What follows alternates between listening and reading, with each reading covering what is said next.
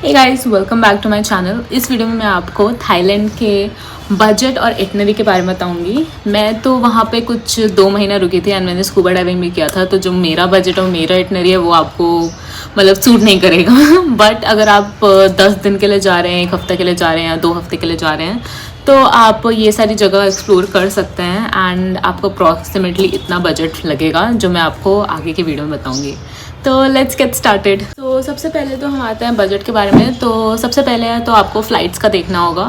Flights generally अगर आप अभी मतलब आजकल के टाइम पे आपको फ़्लाइट्स 20 से 30K के बीच में रिटर्न फ़्लाइट्स मिल जाएंगी, मतलब going to Bangkok and then coming back. And अगर आप कोई फुकेट लोगे तो शायद से थोड़ा और पड़ेगा, बट हाँ इतना ही रेंज में आपको फ़्लाइट्स मिल जाएंगी। पहले एक टाइम पे कुछ 7,000 और 14,000 की रिटर्न फ़्लाइट्स होती थी, बट येस लेट्स सी अब वो टाइम वापस कब आएगा। बट हाँ, तो आपको इतने की फ़्लाइट्स पड़ जाएंगी। ये आते हैं वीज़ा कॉस्ट पे। अगर आप स्टिकर वीज़ा ले रहे हैं तो आपका 3,000 INR लगेगा और आपको 2 महीने तक का वीज़ा मिल जाएगा।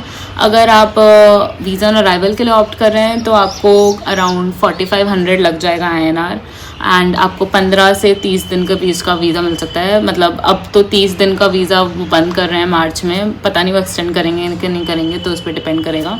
बट हाँ, 15 दिन का तो आपको वीज़ा मिल जाएगा अगर आप वीज़ा ऑन अराइवल के लिए ऑप्ट कर रहे हैं। उसके बाद आते हैं हम स्टे में। तो स्टे तो काफ़ी चीप होता है थाईलैंड में। आपको ईजिली 300 रुपये से 1,000 रुपये तक के में अच्छे जगह मिल जाएंगी। अगर आप और भी बजट बैक पैकिंग कर रहे हो तो आपको 150-200 रुपये के हॉस्टल भी मिलेंगे वहाँ पे। एंड अगर आपको थोड़ा अच्छी फैसिलिटीज़ चाहिए, थोड़ा क्लीन चाहिए, तो आप 300 से 500 रुपये के हॉस्टल्स भी यूज़ कर सकते हैं।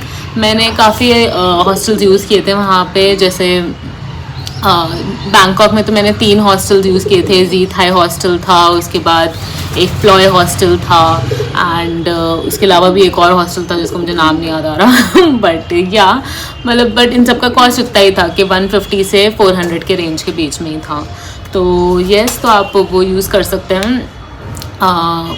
होटल्स आपको ईज़िली 800 से 1,500 के बीच के रेंज में बहुत अच्छे वाले विद होटल्स मिल जाएंगे हर जगह पे। एंड हाँ, मतलब स्टे में भी आपको बहुत ज़्यादा पैसे लगेगा नहीं ऑनेस्टली। जो पैसे आपके सबसे ज़्यादा लगेंगे वो होंगे अट्रैक्शंस की एंट्री में। एंड हाँ, उसके बारे में मैं आपको आगे बताती हूँ तो हैं। और आपके खाने के बारे में, तो खाना भी काफ़ी सस्ता है वहाँ पे। आपको ईज़िली 100 रुपये से 300 रुपये तक का एक मील हो जाएगा ईजिली। अगर आप स्ट्रीट फूड ट्राई कर रहे हैं तो और भी सस्ता हो जाएगा। आप पूरे दिन भर का खाना 500 रुपये में रैप अप कर सकते हैं।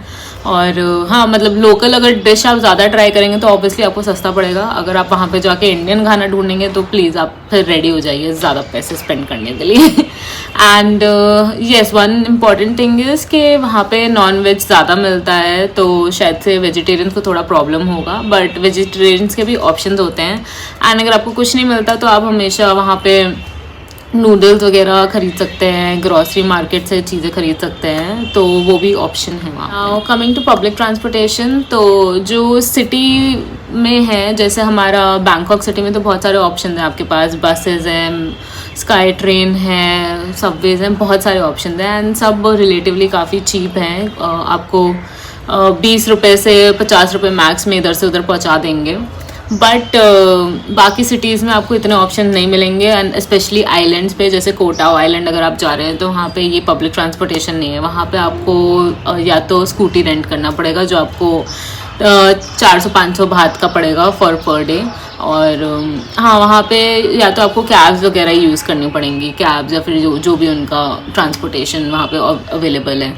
तो in terms of transportation main cities जो हैं बैंकॉक वो तो काफ़ी अच्छी हैं, बट बाकी सिटीज़ पटाया वगैरह नॉट दैट गुड। तो थोड़ा उधर आपका खर्चा हो सकता है अगर आपको स्कूटी चलानी नहीं आती है। अगर आपको आती है स्कूटी चलानी तो बेस्ट है, आपको 500 रुपये पर डे के हिसाब से रेंट में मिल जाएगी। तो आई वुड सजेस्ट कि आप वो करें। एंड अगर आपको नहीं आता तो आपको ग्रैब यूज़ करना पड़ेगा। ग्रैब बहुत ज़्यादा एक्सपेंसिव नहीं है, बट ऑब्वियसली इन टर्म्स अगर आप बसेस के कॉस्ट से कंपेयर करेंगे तो ऑब्वियसली एक्सपेंसिव है। तो आप डेली का कुछ आप 500 से 1,000 के बीच में अपना ट्रांसपोर्टेशन का रख सकते हैं, depending on the city. Bangkok है तो 500 से कम हो जाएगा ईजिली। और हाँ, डिपेंड करता है कि आप कितने दूर का डिस्टेंस कवर कर रहे हैं। अलावा इंटरसिटी ट्रांसपोर्टेशन की बात करें तो बसेस हैं, फ़्लाइट्स हैं, ट्रेन्स भी हैं। एंड फ़्लाइट्स अगर आप टाइमली बुक करेंगे तो आपको 3000 की फ़्लाइट, 4000 की फ़्लाइट भी पड़ सकती है एक साइड की, या फिर 2500 की भी पड़ सकती है। जैसे चिंग माई से सूरत आने की आपको 2500-3000 की फ़्लाइट मिल जाएगी, जो काफ़ी डिस्टेंस कवर कर लेगी, वरना आपको ऑलमोस्ट 2 दिन लग जाएगा ट्रेन और बस यूज़ करते करते। बट अगर आपको फ़्लाइट्स नहीं यूज़ करनी तो हाँ, बसेज़ हैं आपकी, ओवरनाइट जर्नीज़ होती हैं। अगेन जो बसेज़ हैं वो आपकी 1000 से 2000 बात के अराउंड कॉस्ट करेगा। अगर डिपेंड करेगा कितना डिस्टेंस है। अगर आप बैंकॉक से पटाया जा रहे हैं तो 300-350 बात ही लगता है, उससे ज़्यादा नहीं लगता। बट अगर आप चिंग माई वगैरह कहीं जा रहे हैं तो आपको 500-600 बात लगेगा, या फिर 800 बात भी लग सकता है। तो वही आपको देखना पड़ेगा। आप ऑनलाइन बुक कर सकते हैं, 12 Go Asia करके वेबसाइट है, वहाँ पे आप पहले से बुकिंग कर सकते हैं अगर आपको करना है बसेस का। वरना आप ऑन द स्पॉट जाके भी ले सकते हैं, बहुत ऑप्शंस होते हैं, बहुत सारी बसेस जारी होती है डिफरेंट कंपनीज़ की, डिफरेंट टाइमिंग्स की, तो कोई इतना मुश्किल नहीं होगा आपको बस मिलना, तो आप वो कर सकते हैं। अब फाइनली आते हैं अट्रैक्शंस पे। तो जैसे बहुत सारी जगह हैं जहाँ को आपको एंट्री फ़ी देना होगा। जैसे बैंकॉक में आपका ग्रैंड पैलेस है, वॉट अरुण है, वॉट फो है, ये सब है। तो यहाँ पे जनरली आपका अट्रैक्शन फ़ी कुछ 500 बात से 1000 बात तक के बीच में पड़ता है। तो आप समझ लो आपको हर जगह 1000-1500 रुपये तो INR देना ही पड़ेगा। तो सबसे ज़्यादा आपके पैसे ऑनेस्टली अट्रैक्शन में जाएंगे अगर आप ऐसे पॉपुलर वाली जगह पे जा रहे हैं, या फिर अगर आप टूर्स ले रहे हैं, जैसे दाम नुएन फ्लोटिंग मार्केट टूर है और रेलवे मार्केट टूर है, ये सब टूर्स हैं। इन सब का कॉस्ट भी आपको कुछ उतना ही, वो 1000 से 1500 बात के बीच में पड़ेगा। तो आपको 2000-2500 INR के राउंड लग जाएगा। तो अगर अट्रैक्शंस का और एक्टिविटीज़ का टूर देखें तो डिपेंडिंग आपको कितना इंटरेस्ट है इन सब में, तो आप 10,000 या 15,000 तो INR मान के चल सकते हैं इसके लिए। अगर आप फ्री एक्टिविटीज़ कर रहे हैं मोस्टली तो फिर तो कोई टेंशन ही नहीं है, फिर तो आप मत ही काउंट कीजिए। बट हाँ, इतना आप एक्सपेक्ट कर सकते हैं वहाँ पे स्पेंड करने को। एंड फाइनली आते हैं शॉपिंग पे। ऑब्वियसली अगर आप शॉपिंग कर रहे हैं तो बहुत सारी चीज़ें मिलती हैं वहाँ पे। आपको पासपोर्ट, पर्सनलाइज पासपोर्ट्स मिल जाएंगे। एंड कपड़े काफ़ी सुंदर और काफ़ी चीप होते हैं वहाँ पे, और भी बहुत सारे सोवेनियर्स मिलते हैं। तो आप उसके हिसाब से अपना बजट रख सकते हैं। मैंने तो आई थिंक कुछ 5-10 हज़ार की शॉपिंग की थी। जनरली मैं करती नहीं हूँ, बट वहाँ पे काफ़ी सस्ता सामान था तो मैंने 5,000 की तो आई थिंक कर ही ली थी शॉपिंग ईजिली। तो हाँ, आप पे डिपेंड करता है आपको करना है कि नहीं करना है, कोई ज़बरदस्ती नहीं है। हाँ, तो आपका टोटल कॉस्ट एक हफ्ते के ट्रिप के लिए कुछ पड़ जाएगा 60 से 70,000 INR, including your flights and visas and shopping wopping जो भी कर रहे हो आप। अगर आप यही 2 हफ्ते का करोगे तो आप 1 लाख समझ लो। मैं आप लोग के हिसाब से बोल रही हूँ। अगर आप और बजट और बैक पैकिंग टाइप का कर रहे हो तो ये काफ़ी कम हो सकता है। मैं आपको बता देती हूँ, मैंने 2 महीने का किया था टूर, एंड उसमें मैंने 1 महीना स्कूबा डाइविंग का कोर्स किया था सारे। एंड मेरा कुछ पड़ा था टोटल कॉस्ट अराउंड 2.5 लाख के अराउंड, जिसमें से 1.5 लाख तो मेरा स्कूबा डाइविंग का ही था। तो like I said, it's not very expensive also, but yes, depends on your travelling style. मेरा तो काफ़ी बजट फ्रेंडली स्टाइल है, तो हाँ, अगर आप थोड़ा सा लग्जरी और कंफर्ट में जाते हैं तो आप ये एक्सपेक्ट कर सकते हैं कि आपको 2 हफ्ते के ट्रिप के लिए 1 लाख तो लग ही जाएगा। अब आते हैं इटनरी पे। तो आप क्या कर सकते हैं कि अगर आपके पास 1 हफ्ता है तो आई वुड सजेस्ट कि आप बहुत ज़्यादा जगह है उसमें ना ठूसें, क्योंकि आप नहीं कर पाएंगे। आप मैक्स टू मैक्स बैंकॉक, चिंग माई और पटाया कर सकते हैं। बैंकॉक में आप 2 दिन स्पेंड कीजिए, चिंग माई में 2-3 दिन स्पेंड कीजिए, एंड फिर पटाया में 2 दिन स्पेंड कीजिए। तो ऐसे ही आपका पूरा हफ्ता चला जाएगा।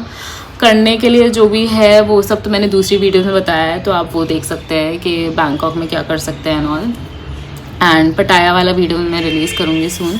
तो हाँ, तो आप वहाँ पे ये सब चीज़ें करके कर सकते हैं। अगर आपके पास 2 हफ्ता है तो आप फुकेट भी इंक्लूड कर सकते हैं और कोटा भी इंक्लूड कर सकते हैं इसमें। But again I would suggest कि आप बहुत ज़्यादा जगह क्रैम अप ना कीजिए, क्योंकि आपका इंटरसिटी का ट्रैवल भी ज़्यादा बढ़ जाएगा, कॉस्ट भी थोड़ा बढ़ जाएगा, एंड आपको बहुत ज़्यादा इधर उधर घूमने का मतलब बहुत ज़्यादा हबड़ दबड़ होगी। तो हाँ, ये सब आप इटनरी थोड़ा यूज़ कर सकते हैं अगर आपको करना है तो।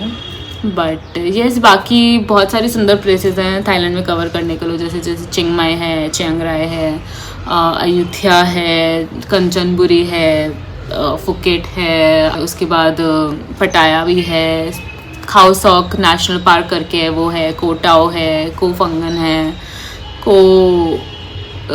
को समुई भी है। तो बहुत सारे आइलैंड्स है कवर करने को। ऑनेस्टली आई फील 1 हफ्ता या 2 हफ्ता is very less time to cover everything, but yes obviously बहुत सारे लोगों को छुट्टियाँ नहीं मिलती हैं तो इतने में ही काम चलाना पड़ेगा। बट या आप ये सब जगह में से चूज़ करके आप कवर कर सकते हैं। सो गाइज आई होप आपको ये वीडियो अच्छा लगा हो। अगर आपको ये वीडियो अच्छा लगा है तो प्लीज़ लाइक शेयर सब्सक्राइब करना मत भूलेगा एंड मुझे कमेंट करके बताइए आपको और कौन सा इन्फॉर्मेशन चाहिए। Okay bye.